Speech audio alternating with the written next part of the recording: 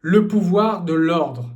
Salut, c'est Tony. J'accompagne des hommes qui, peut-être comme toi en ce moment, traversent une séparation amoureuse.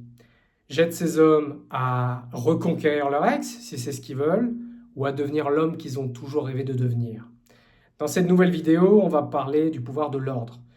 L'ordre vient en opposition au chaos. Et le chaos, c'est peut-être ce que tu as le sentiment de vivre en ce moment.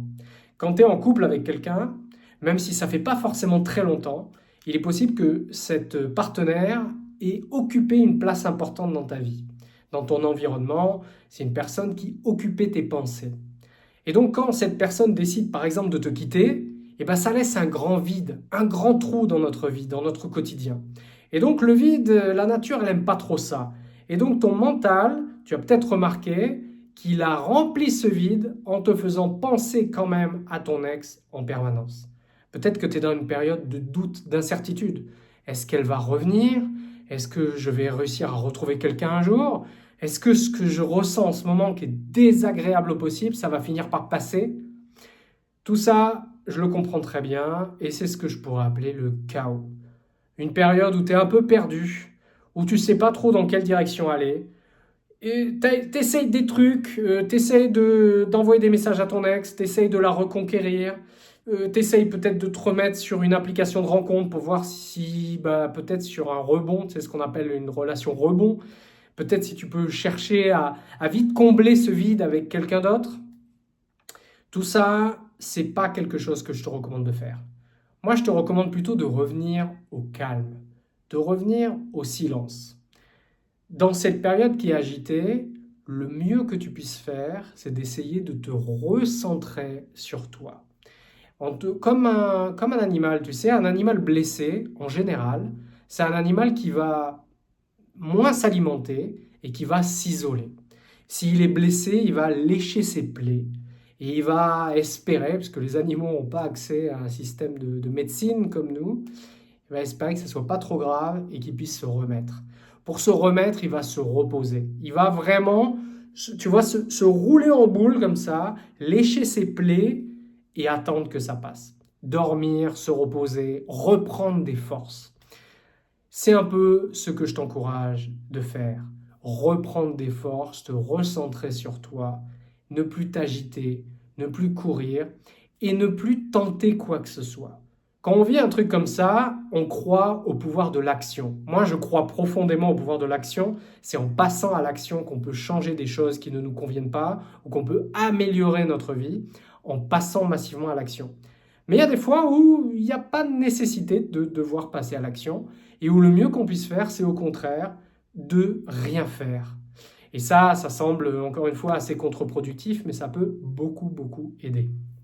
Alors, qu'est-ce que j'ai envie de te partager d'autre sur le pouvoir de l'ordre? L'ordre, ça passe par quoi? Ça passe par des idées simples comme faire ton lit, ranger ton environnement, nettoyer, vider les poubelles, passer un coup d'aspirateur, passer l'éponge sur un miroir, sur les fenêtres, passer un coup de chiffon, nettoyer ton environnement pour que ça soit propre, organisé et que ça sente bon.